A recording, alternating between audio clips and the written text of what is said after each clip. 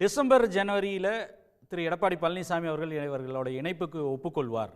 ஆனால் இப்பொழுது அவருக்கு ஒருவேளை இது ஒப்புக்கொண்டால் பெரிய அளவுக்கு டிமாண்ட் வைப்பாங்க. அங்கே இருக்க கட்சிக்காரர் மத்தியில் ஒரு பெரிய அளவிற்கு ஒரு பிளவு வரும், பிரச்சனைகள் எழும். அதனால் தான் காலம் தாழ்த்துகிறார் அப்படின்ற ஒரு விஷயத்தை சொல்லிட்டு போனார் பத்திரிகையாளர் திரு குபேந்திரன் அவர்கள். அதே போல் ஏதோ ஒரு பெரிய குழப்பத்துக்கு திட்டமிடுகிறார்கள்ன்றதையும் சொல்கிறார். இவர்கள் இதெல்லாம் தெரிந்தும் கூட இதெல்லாம் செய்யக்கூடிய இதை வைத்து பார்க்கும்போது ஏதோ ஒரு பெரிய குழப்பத்திற்கு பாஜகவும் இந்த மீண்டும் இணையற்கு தயாராக இருக்கிறோம் என்று சொல்லக்கூடிய தலைவர்கள் ஒரு பெரிய குழப்பத்தை திட்டமிடுகிறார்கள் சொல்கிறாங்களே. என்ன குழப்பத்தை உண்டாக்க பார்க்கிறார்? அதிமுகவிற்கா, எடப்பாடி பழனிசாமி அவர்களுக்கா? ஒரு விதத்தில் மிஸ்டர் குபேந்திரன் இஸ் கரெக்ட். என்னன்னு கேட்டிங்கன்னா, அவர் பேசும்போது அவருக்கு தெரியும் நான் எந்த காலத்துலேயும் ஆர்எஸ்எஸ் பின்னாடி அந்த கொள்கையை எல்லாம் நிலைப்படுத்துறதுக்கு துணை போகிற ஆள் நான் இல்லை. அதில் எனக்கு விருப்பமும் இல்லை. ஆகவே அந்த கொள்கைகளோடு போகணுன்னு மத்திய அமைச்சர் சொல்லும் பொழுது நான் எதிர்த்து பேசுகிறேன், தொடர்ந்து அதுதான் பண்ணுறேன்.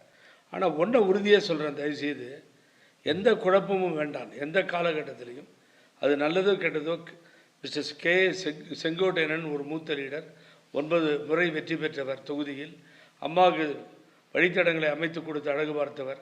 அப்படி அவளுக்கு பெருமைகள் உண்டு, பொய்யெல்லாம் சொல்லலை.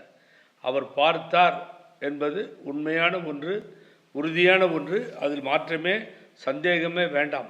ஒரு குழப்பத்தை ஏற்படுத்த தம்பிதுரை முயற்சித்தார். இப்போ சார் கார்த்திகேயன் சார், நீங்கள் என்னை பொறுத்த வரைக்கும் என்னுடைய சொந்த கருத்து, நீங்கள் சொல்கிற 2026 கிட்ட வரும்பொழுதுலாம் பொசிஷன் மாறி இருக்கும்.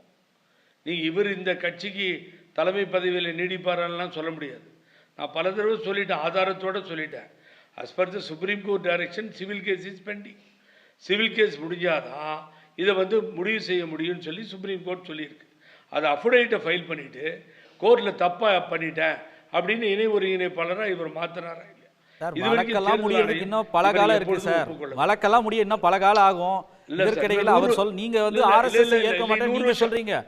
ஆர்எஸ்எஸ் வேட்பாளர் ஆர்எஸ்எஸ் பயிற்சி ராதாகிருஷ்ணனுக்கு ஓபிஎஸ் ஆதரவு எம்பி வாக்கு அளிச்சிட்டாரு. அதிமுகவும் அவருக்கு ஆதரவுன்றதை அவங்களும் வாக்களிச்சிட்டாங்க. அதெல்லாம் நடந்து முடிஞ்சிருச்சு. ஆர்எஸ்எஸ் வேட்பாளரையே அங்கீகரிச்சு வாக்கெல்லாம் செலுத்தியாச்சு துணை குடியரசுத் தலைவர் தேர்தலில். அதனால் நீங்கள் சொல்லக்கூடிய ஓபிஎஸ் அவர்களும் சரி, டிடிவி இவர்கள் எல்லோருமே சிபி ராதாகிருஷ்ணன் ஆதரிச்சு தான் எல்லாரும் பேசிக்கிட்டு இருக்காங்க, இன்க்ளூடிங் எடப்பாடி பழனிசாமி. அதிமுக மொத்தமாகவே எல்லா அணிகளும் சேர்த்து ஆர்எஸ்எஸ் வேட்பாளரை தான் ஆதரிக்கிறாங்க.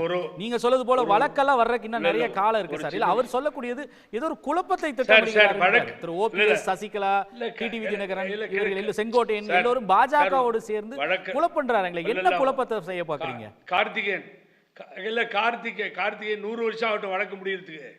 ஆனால் டிசிஷன் எலெக்ஷன் கமிஷன் தான் எடுக்கணும். சிம்பிளை இது வரைக்கும் கிளைம் பண்ணவே இல்லை ஓபிஎஸ் அண்ணன். அது அவரோட தப்பு. ஆனா அதுக்குள்ள தேர்தல் சைன் போட்டு அப்படிதான் ஈரோடு கிழக்கு வந்துச்சு. அவர் தான் சைன் போட்டாரு. எடப்பாடி பழனிசாமி அவர்கள் தான் சைன் போட்டாரு.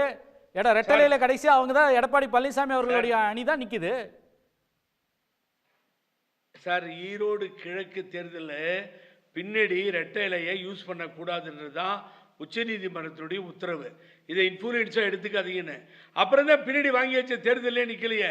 அடுத்த ஈரோடு எலெக்ஷன் வரும்போது ஓடியாச்சு. சார், இன்றைய நிலையில அதிமுக பொதுச் செயலாளர் நீங்க அதிமுகவோட டைட்டில் சிம்பலுக்கு அப்புறமா போவோம். இன்று இருக்கக்கூடிய சூழல்ல பாஜகவோடு இணைந்து இவர்கள் எல்லோரும் ஏதோ ஒரு குழப்பத்தை உண்டாக்க பண்றாங்கன்னு சொல்றாரு. மீடியா இல்லை உங்களுக்கு குழப்பத்துக்கு பதில் நான் சொல்கிறேன். மீடியா தூக்கி பொதுச் செயலாளர் சொல்லிச்சுன்னா மக்களும் தொடர்களும் ஏற்றுக்க தேர்ல விடுங்க. அதை இப்போ குழப்பம் என்ன குழப்பம்னா, அவர் குபேந்திரநாத் எடுத்த மாதிரி நான் சொல்கிறேன் கிளியரா. அண்ணாமலை இங்கே இருக்க வரைக்கும் பிஜேபியில் அண்ணாமலையுடைய முழக்கம் என்னவா இருந்தது? 7 இடங்களில் அனைத்து இந்திய அண்ணா திராவிட முன்னேற்ற கழகம் டெபாசிட் போச்சு. 13 இடங்களில் 3வது இடத்துக்கு போச்சு. தற்கொலைன்ற வார்த்தையெல்லாம் பயன்படுத்தி, தகாத வார்த்தைகளை பயன்படுத்தி மேடையில் எடப்பாடி பழனிசாமி வாயில வந்தெல்லாம் பேசினார். இது இனி வரவே வராது, 4வது இடத்திற்கு போகும் அப்படின்னு நான் சொல்றதுக்கு முன்னாடியே அண்ணாமலை சொன்னாரா இல்லையா? சொல்லிட்டார், எல்லாம் முடிஞ்சது. Annamalai Edappadi Palaniswami CM candidate propose பண்ணிட்டாரு, செகண்ட் பண்றாரு, அவர் வழிபடுகிறாரு. இல்ல கார்த்திகே சார், கார்த்திகே இல்ல கார்த்திகே லிசன் டு மீ நோ. நான் பேச அலோவ் பண்ணீங்கன்னா புரியும். நான் என்ன சொல்ல வரேன்னா, அதுக்கு பின்னாடி ஓபிஎஸும் அண்ணன் ஓபிஎஸும் டிடிவி தினகரனும் 2 பேரும் ரொம்ப க்ளோஸாக இணைஞ்சு இவரோட யாரோட அண்ணாமலையோட இணைஞ்சு பயணம் செய்ய ஆரம்பித்தாங்க. அந்த மாதிரி நேரத்தில் அண்ணாமலை இருந்தால் இங்கே தொடராது கூட்டணி வராது அப்படின்னு ஒரு கண்டிஷனை எடப்பாடி பழனிசாமி போடவும் அண்ணாமலை எடுத்துட்டாங்க. அண்ணாமலைன்னு சொன்னால் ஸ்டேஜ் ஆர்ப்பரிக்குது மக்கள் கூட்டம், ஒரே கைத்தட்டல். அமித்ஷான்னு சொன்னால் ஆகிறது இல்லை, அது மற்றவங்க பேரை சொன்னால் ஆகிறது இல்லை. அதுக்கு பின்னாடி நம்பிக்கையோடு இருந்த ஓபிஎஸும் டிடிவியும் அண்ணாமலை எடுத்ததால் இனி இங்கே ஒன்றும் முடியாது. நயினார் நாகேந்திர மேலே தேவையில்லாமல் நம்ம பேசுறது வேண்டாம், அவர் இன்னசென்ட். இதை முடிவு பண்ணி அவங்க 2 பேரும் இந்த அணியிலேருந்து வெளியே வந்துட்டாங்க. மதிக்கிறது இல்லை, மரியாதை இல்லை, எதுவும் இல்லை அப்படின்னு ஓபிஎஸ் முடிவு பண்ணி வந்தார், அவரும் வந்துட்டார். இந்த குழப்பம்னு சொன்னார் அவர். இங்கே தான் இப்போ குழப்பம். இப்போ நாயனார் பெரியாளா, அண்ணாமலை பெரியாளா, இவங்க 2 பேர் இல்லாமல் யார் பெரியாள்? அப்புறம் இன்னொரு கட்சியில் நான் தலையிட மாட்டோம், உள்கட்சி விஷயத்தில் தலையிட மாட்டேன்னு அமித்ஷா சொன்னாரா இல்லையா? இது உட்கட்சி விஷயமா இல்லையா? இது சொல்லுங்க பார்ப்போம். ஏதாவது ஒன்று சொன்னாவே பொறுத்துக்க மாட்டேன்றீங்கல்ல. கன்னியாகுமரியில் தலைவாய் சுந்தரத்தை எடுத்து பார்த்தீங்க, யாரோ ரோட்டில் சைன் பண்ணாருன்னு அவரை தூக்கி போட்டீங்க. யாரை விட்டாங்க? உடனே எடுத்தீங்கல்ல. அந்த மாதிரி ஒரு குழப்பத்தை ஏற்படுத்துறது யாருன்னு கேட்டீங்கன்னா இந்த குழப்பம் தான். இதுதான் குழப்பம். ஆகவே டோட்டலி குழம்பி போயிருக்கு சார். அவங்க குழம்பி, யாரு? பிஜேபி குழம்பி இங்கேயும் பெரிய குழப்பத்தை ஏற்படுத்தி இப்போ என்ன ஃபீல் பண்ணுறாங்க? ஆஹா, அண்ணாமலை எடுத்தது தப்பு, நம்ம தப்பு பண்ணிட்டோம், இது சரியாக வராது அப்படிங்கிற முடிவுக்கு வராங்க. இதுதான் கார்த்திகேயன் உள்ளுக்குள்ள குழப்பம். அதை தான் அவர் மீன் பண்ணுறாரு, என்ன குழப்பம்னு சொல்லி. ஆகவே நான் என்ன சொல்கிறேன், நீ இப்போ பார்த்துட்டோன்னு சொன்னால் இதுக்கு மேலே என்ன சொல்ல முடியும்? பிஜேபி பார்க்கலன்னு சொல்லணும்.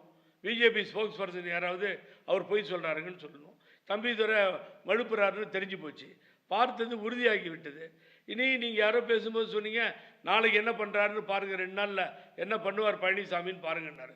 பாருங்க பழனிசாமி என்ன பண்ணுறாருன்னு நானும் பார்ப்போம், நீங்களும் பார்க்க தானே போகிறீங்க.